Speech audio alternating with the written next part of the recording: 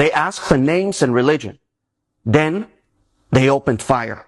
This happened in Pahalgam, a peaceful hill town in India's Jammu and Kashmir, a region in the north of India controlled fully by the Indian government. 28 innocent tourists were slaughtered by radical Islamist terrorists. Why? Because most of them were Hindu. This wasn't just another terror attack. This was religious cleansing, a deliberate attempt to wipe out Hindus from Kashmir. The terrorists, dressed in Indian army uniforms, they were calm, calculated, and deadly. They approached the tourists in what's known as India's Switzerland, a stunning mountain valley where families were vacationing. The attackers asked for names, then religion. Some tourists were forced to recite Islamic verses. Those who couldn't were shot in the head. A newlywed husband, a father with his children, a tech worker, an Indian Navy officer, all murdered for being Hindu in their own country. Now let me ask you this. Where is the global outrage?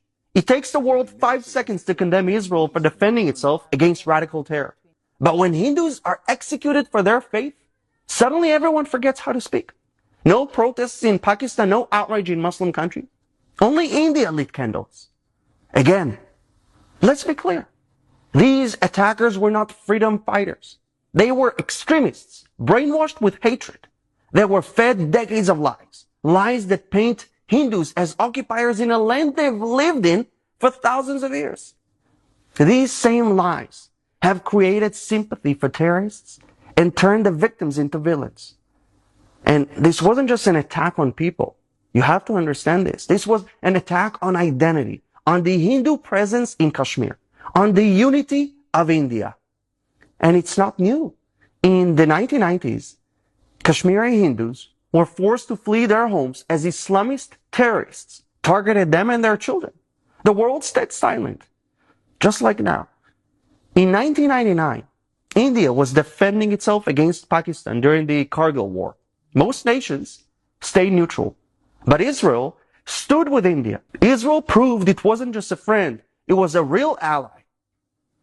And what now?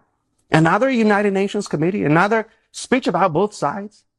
Or are we finally going to say the truth out loud? There cannot be peace with people who glorify murder. Kashmir doesn't need more appeasement. India and Israel are fighting the same war, not just against terrorists, but against an ideology that celebrates murder, one that hates freedom, one that negates our right to exist. Whether it's Hamas in Gaza or Lashkar and Hezbollah in Kashmir, it's the same evil, and it must be crushed.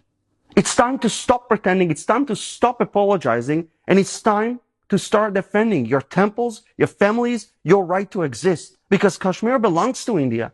Bharat will not bend, Bharat will not forget. Share this message. Don't let their deaths be just another headline. Speak, stand, resist evil.